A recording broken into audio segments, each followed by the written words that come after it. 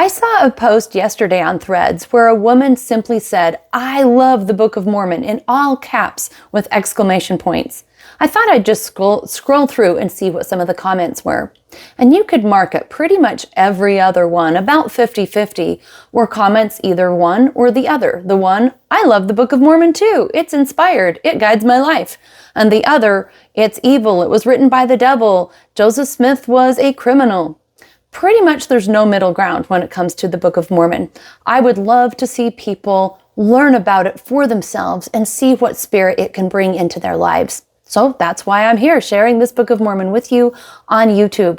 Now today we are reading Alma Chapter 55, and we are smack dab in the middle of all kinds of war chapters. And as I have mentioned in the last few episodes, war is really a metaphor for some of the battles that we fight in life. Maybe they're not hand-to-hand combat, but we are surely involved in so many kinds of war in our own lives, if in the very least, just war against evil within our own souls. Now, in today's chapter, we have an exciting example of Moroni, the captain of the Nephites, who wants to avoid bloodshed at any cost. He has much power, many men at his command, but the last thing he wants to do is to kill. And so we can see some negotiating that he engages with in this chapter to avoid that. Just a good reminder that when you have the ability to do harm to somebody, it doesn't mean that you should. Restraint and guidance by the Holy Spirit are always key. Okay, and as a reminder, before I get started, if you need to catch up on previous chapters, please see the Book of Mormon playlist so that you can get caught up. Verse 1, "It came to pass when Moroni had received this epistle, he was angry." All right, this is referring to chapter 54, where there are letters exchanged between Moroni and the king or captain of the Lamanites. Whoever it is that's fighting, I honestly don't remember. I'd have to look. Ammoron, yeah. Ammoron, who's now the king and the captain. And so they were exchanging letters. You can see how that went in the previous chapter. But basically, Moroni was wanting to exchange prisoners, and Ammoron said that he was willing to, but he would not agree with Moroni on what moral grounds they were fighting. And so they're having a major disagreement about what is actually happening in this battle. So Moroni receives this epistle, which is a letter. He receives the answer back from Ammoron, where Ammoron is not agreeing to the same moral ground that Moroni is on. And continuing on in verse 1, "Because he knew that Ammoron had a perfect knowledge of his fraud, yea, he knew that Ammoron knew it was not a just cause that had caused him to wage a war against the people of Nephi." So this is Moroni just being so angry that he sees Ammoron twisting the truth to manipulate. Again, see the previous chapter for what those manipulations were. But Ammoron's trying to appear like a victim when really he is the perpetrator in serious bloodshed. So Moroni says, "Behold, I will not exchange prisoners with Ammoron, save he will withdraw his purpose, as I have stated in my epistle. For I will not grant unto him that he shall have any more power than what he hath got." So he does not want to play games with Ammoron. "Behold, I know that the place where the Lamanites do guard my people, whom they have taken prisoner. And as Ammoron would not grant unto me mine epistle, behold, I will give unto him according to my words. Yea, I will seek death among them until they shall sue for peace." So he's just reiterating that if Ammoron does not want to live up to this exchange of prisoners on an above board, respectful basis, then he is going to go ahead and do whatever he needs to do. And as you will see, Moroni is not going to seek massive bloodshed. He's going to seek to be as low friction as possible. And it's just such a good reminder to us that we're going to have friction with other people in our lives. And there may be times where we have the upper hand and we could really do somebody harm, but restraint and humility and deferring to God to guide us in those moments is key here, because just because you have the power to do something doesn't mean you should, especially if it is harmful. And here we see Moroni, as we move on, is using incredible levels of restraint. So it came to pass, when Moroni had said these words, he caused that a search should be made among his men, that perhaps he might find a man who was a descendant of Laman among them. It came to pass they found one whose name was Laman, and he was one of the servants of the king who was murdered by Amalickiah. So he has a defector from the Lamanites in his midst that's come over probably for asylum. He used to be associated with the Lamanite king, the one that was assassinated a few chapters ago, and he's over mixing with the Nephites, and now he's going to be sent on a special mission by Moroni. Now Moroni caused that Laman and a small number of his men should go forth unto the guards who were over the Nephites. So he's sending them on a special mission to try to go break the Nephites, the Nephite prisoners out from the Lamanites.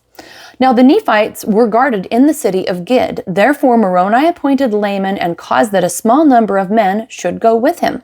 And when it was evening, Laman went to the guards who were over the Nephites, and beheld, they saw him coming, and they hailed him. But he said unto them, Fear not, behold, I am a Lamanite. Behold, we have escaped from the Nephites, and they sleep, and behold, we have taken their wine and brought with us. Now when the Lamanites heard these words, they received him with joy. And they said unto him, Give us of your wine, that we may drink. We are glad that you have taken this wine with you, for we are weary. But Laman said unto him, Let us keep of our wine, till we go against the Nephites to battle. But this saying only made them more desirous to drink the wine. So this is some really careful psychology that is happening here. Of course, it's a ruse to to rescue the prisoners, the Nephites that are being held by the Lamanites. And they are using really, really good strategy to tempt these Lamanite guards with the wine. And by saying, you can't have it, it's making them want it even more. I just think that's so clever. Maybe psychology textbooks did not exist back then, but certainly good, solid observation and human intelligence did. Verse 11, For said they, We are weary, therefore let us take of this wine. By and by we shall receive wine for our rations, which will strengthen us to go against the Nephites. And Laman said unto them, Ye may do according to your desires. It came to pass that they did take of the wine freely, and it was pleasant to the taste. And therefore they took of it more freely, and it was strong, having been prepared in its strength. So this was strategic, that extra strong wine would be sent to these Lamanite guards, and we will see what happens next. It came to pass they did drink and were merry, and by the by they were all drunken. Now when Laman and his men saw that they were drunken and were in a deep sleep, they returned to Moroni and told him all the things that had happened. So Moroni with his men must not have been too far away. Otherwise, if they had to travel for too long, these guys would wake up and their alcohol would wear off. But must not be too far away. So now this was according to the design of Moroni. And Moroni had prepared his men with weapons of war, and he went to the city of Gid while the Lamanites were in a deep sleep and drunken, and cast in weapons of war unto the prisoners, insomuch that they were all armed. And you can see the setup, of course, when the Lamanite guards wake up and they see their prisoners are armed. This is going to really tilt the advantage towards these Nephite prisoners. Yea, even to their women and also their children, as many as were able to use weapons of war, when Moroni had armed all the prisoners, and all those things were done in a profound silence. So they must have been very careful not to wake up the guards. So yeah, I don't know how deep asleep they were in their drunken stupor, but they must have been pretty sleepy. But had they awoken the Lamanites, this is verse 18, behold, they were drunken, and the Nephites could have slain them. Now, I'm just going to take a little break to ask a favor, that if you enjoy this content, that if you enjoy reading along and you feel that there's somebody else that has been curious about the Book of Mormon, they want to learn about it, maybe they think they have some misconceptions about it, or they're actually trying to read it and get through it, send these videos, send this playlist to them so that they can have a friend to study with. I want to be that friend for those who need it. And now we will go ahead and move on to verse 19. Behold, this was not the desire of Moroni. Backing up to verse 18, they had awoken the Lamanites, behold, they were drunken, and the Nephites could have slain them. So at this point, the Nephite prisoners, being many and having weapons, they could have killed the guards. But now verse 19, this was not the desire of Moroni. And this is really pivotal here. I feel like this is the key piece in the chapter. This was not the desire of Moroni. He did not delight in the murder or bloodshed. He delighted in saving his people from destruction, and for this cause he might not bring upon him injustice. He would not fall upon the Lamanites and destroy them in their drunkenness. So he wasn't going to just kill them gratuitously. If he could save his people by getting them out safely, that was all he cared about. He did not want to just kill people to prove a point. All he was into was the safety, health, well-being, and freedom of his people. And again, it's just such an important gut check, heart check, mind check for us, that as we are interacting with other people, do we take joy in seeing someone be the underdog? Do we gloat in someone else's failure? Do we try to get the advantage just to see someone else, be under us? I would certainly hope not. That is not Christ-like. That is not what God would have us do. This is a really good example of the broken world, the kinds of things that we might face in the broken world, of still keeping your ethics intact, even though you're having to be very, very strategic to create safety for yourself. So if you have to create safety for yourself, do so in a way that causes the least harm to others. It's a highly wise and ethical, appropriate Christian way to behave. And my prayer is that we all apply this in our lives. Verse 20, Moroni had obtained his desires. He had armed those prisoners of the Nephites who were within the wall of the city, and had given them power to gain possession of those parts which were within the walls. And then he caused the men who were with him to withdraw a pace from them and surround the armies of the Lamanites. Now behold, this was done in the nighttime, so that when the Lamanites awoke in the morning, they beheld they were surrounded by Nephites without, and the prisoners were armed from within. So of course, Moroni is setting this up in such a way that hopefully the Lamanites will recognize the reality of their situation and just allow those prisoners to go free, and that nobody has to die today. Verse 23, thus they saw that the Nephites had power over them, and in these circumstances they found it was not expedient that they should fight with the Nephites. Therefore their chief captains demanded their weapons of war, and they brought them forth and cast them at the feet of Nephi, pleading for mercy. So this is ideal because, again, they are getting what they need, the rescue of the prisoners, without anyone having to die. That is the highest form of ethical treatment of this situation, and luckily it works out with the blessing of God. Verse 24, now behold, this was the desire of Moroni. He took them prisoners of war, and took possessions of the city, and caused that all the prisoners should be liberated, who were Nephites, and they did join the army of Moroni, and were a great strength to his army. It came to pass he did cause the Lamanites, who he had taken prisoner, that they should commence labor in strengthening the fortifications round about the city of Gid. Moroni is being very, very wise in pretty much everything he's doing, to look to the needs of his people, to look to good, solid defense. He is not slacking. He is making careful use of any time or resources or people that he has at his disposal to make sure that it ministers to the freedom and safety of his people. A very good example of a wise steward with his resources. It came to pass that when he had fortified the city of Gid according to his desire, he caused that his prisoners should be taken to the city bountiful. And he also guarded the city with an exceeding strong force. It came to pass they did, notwithstanding all the intrigues of the Lamanites, keep and protect all the prisoners whom they had taken, and also maintain all the ground and advantage which they had retaken.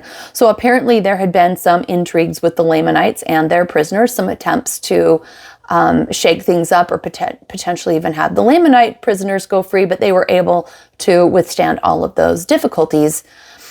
Verse 28, it came to pass the Nephites began again to be victorious, and to reclaim their rights and privileges.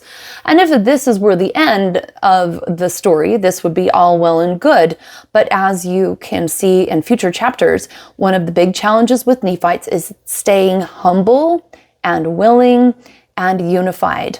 And that ultimately, that is what destroys them, because they just won't, which is a good reminder to us. And I know I'm jumping way ahead, but it's such a huge theme in the Book of Mormon that peace is tenuous and blessings of God are really, we can't count on them always being there when we do whatever we want. Like, we need to stay accountable to Him in a place of humility and obedience, and then He guides, protects, and helps us. But when we don't, He does not promise anything particular. And we need to remember that every day. It's so easy to forget from day to day what our focus needs to be to stay connected to God and to Jesus Christ. Verse 29, many times did the Lamanites attempt to encircle them around by night, but in these attempts they did lose many prisoners. And many times they did attempt to administer of their wine to the Nephites, that they might destroy them with poison or with drunkenness. But behold, the Nephites were not slow to remember the Lord their God in this time of affliction. They could not be taken in their snares. Yea, they would not partake of their wine, save they had first given some to the Lamanite prisoners. So this really demonstrates that the Nephites were shrewd, that they were wise, that they were careful, that they didn't get caught up in the distractions or the pleasure of the moment, that they always made sure to stay safe and aware. Thus they were cautious that no poison should be ministered among them, for if wine could poison a Lamanite, it would also poison a Nephite, and thus they did try all their liquors. So that is wise. It came to pass that it was expedient for Moroni to make preparations to attack the city Morianton. For behold, the Lamanites had by their labors fortified the city Morianton until it had become an exceeding stronghold. So another one of the Nephite cities that the Lamanites had taken control over was Morianton, and they were becoming very strong in that city. They were continually bringing new forces into that city and new supplies and provisions, and thus entered the 29th year of the reign of the judges over the people of Nephi. Now, in conclusion, what a wonderful chapter to remind us of the importance of ethical treatment of even our enemies. Of course, Jesus said to pray for our enemies and to do good to those who hurt us and persecute us. And those instructions are not only every bit as valid as ever now, I would say they are more important than ever in this world of constant contention and interpersonal warfare. Now, I want to end off where I started, which was reflecting on this thread that I read, where someone had praised the Book of Mormon, and every other comment, they loved it, they hated it, they loved it, they hated it. So where are you? You know, it's really hard to be neutral in these days. My prayer is that you find that each chapter, and in many cases, each verse, has something that can help draw you to Christ, that can help remind you of correct principles, that can help you be more ethical, more wise, more humble, and more solid in your testimony. And that these kinds of fruits, these kinds of outcomes are not the outcomes of a criminal who wrote a devil-inspired book. It's just not possible. That's not the way it works. I leave this with you with my testimony of the Book of Mormon and its power in my life, and I'll see you in the next episode.